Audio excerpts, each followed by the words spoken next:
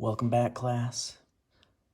Our story today is going to be on Ulysses S Grant. This is the 10th story in our Civil War unit.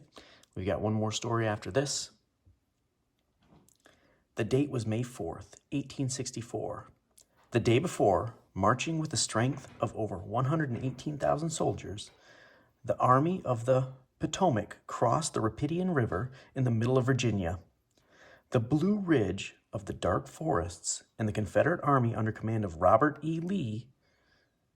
General Lee had roughly 60,000 men under his command, half as many as the Union Army, but they were ready to put up a strong fight. The Union Army was commanded by Ulysses S. Grant. He was no stranger to battle. He had served in the Army for over 25 years, starting when he was just 17 years old. The Civil War was not his first war either. Like the Confederate General Robert E. Lee, General Grant had fought in another war. Ulysses S. Grant leaned against a post outside of his tent. He warily watched as a long line of supply wagons carrying ammunition, food, and medical supplies rumbled past. These supply wagons made up the rear or backside of the army.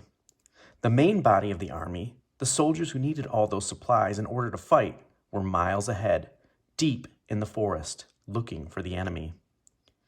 General Grant was now the general-in-chief of the entire Union Army. The only person who ranked higher than General Grant was President Lincoln. Grant took his orders from Lincoln, and everyone else took their orders from Grant.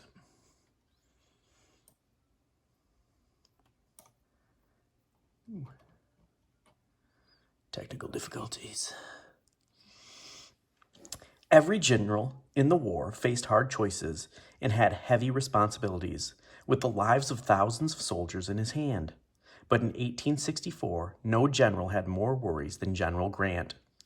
General Grant had spent the first 3 years of the Civil War fighting farther west, away from the action in Virginia. His most impressive victory in the early years of the war came at Vicksburg, a city in Mississippi. The same day that the Union had won the Battle of Gettysburg, General Grant won the Battle of Vicksburg after 2 long, hard months.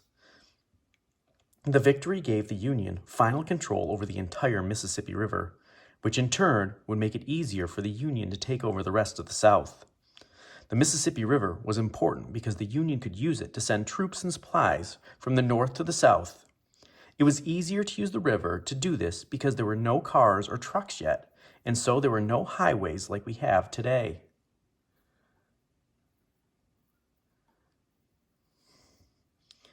To win the Civil War, the Union needed to take control of the South, including all of its cities and roads.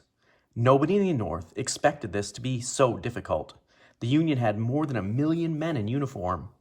By the end of the Civil War, 1 out of every 10 Union soldiers was African American, and 1 out of 4 Union sailors were African American. Factories in the North had been working day and night for years, producing weapons, uniforms, blankets, food rations, wagons, and all of the other things the Army needed. Remember, rations are the amount of food and other materials that are set aside for each person who's going to battle. The Yankees, as the Union soldiers were nicknamed, had everything they needed to fight and win the war. The Confederates, or the rebels, as they were often called, did not have as many men as the Union. The South did not have as many factories.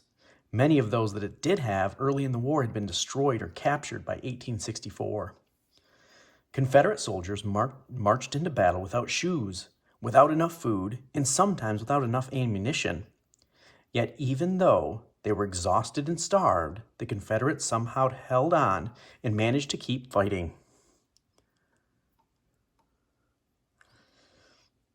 Grant was not the general-in-chief of the Union Army or commander of all the U.S. armies at the beginning of the Civil War. Throughout the war, President Lincoln had trouble with some of his top Union generals. It wasn't that they were bad generals. They could win battles and capture enemy forts and towns, but they made mistakes as well. They often waited too long to attack or failed to chase the Confederates when they were on the run. Basically, President Lincoln felt the Union generals were never aggressive or forceful enough. But Grant was different. General Grant had won the long Battle of Vicksburg because he was stubborn and unafraid. He kept fighting and attacking until the enemy surrendered. President Lincoln put General Grant in charge of the entire Union Army because General Grant promised that he would do whatever it took to win. He would chase General Robert E. Lee and his army all over Virginia, and he would not stop until the war was finished. This outlook earned him a nickname, Unconditional Surrenderer, because he would not accept anything less from the Confederate Army than a complete surrender.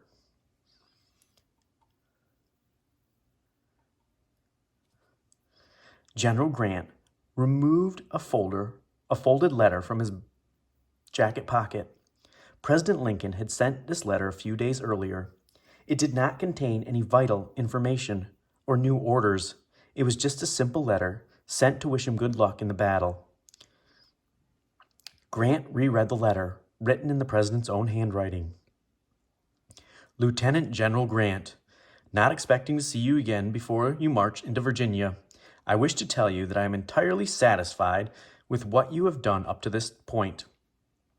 You are alert and self-reliant, and pleased with this. I do not wish to control your actions in any way. If there's anything wanting which is within my power to give, do not fail to let me know it. And now, with a brave army and a just cause, may God sustain you. Yours very truly, Abraham Lincoln.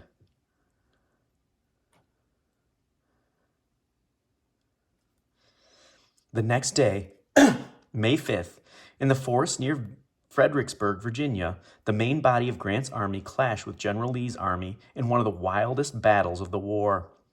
In those days, armies always preferred to fight in open fields, where it was easier to move cannons and large groups of men, and easier for generals to see what was happening.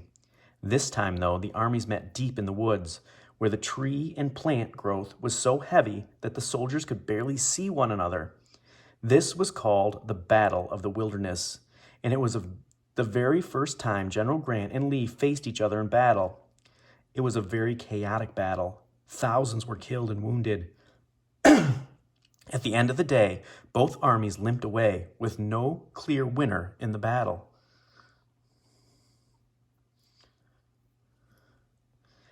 After the battle, many of the Union wounded were taken to the churches and homes in the nearby city of Fredericksburg.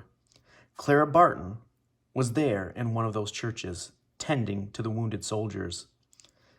The next day, hundreds more wounded soldiers were brought in from yet another battle, and on it went. The armies of Grant and Lee met again and again during the months that followed. Sometimes Grant won battles, sometimes Lee won, and sometimes nobody won. But with each battle, the Confederate Army got a little smaller and that much closer to its final defeat.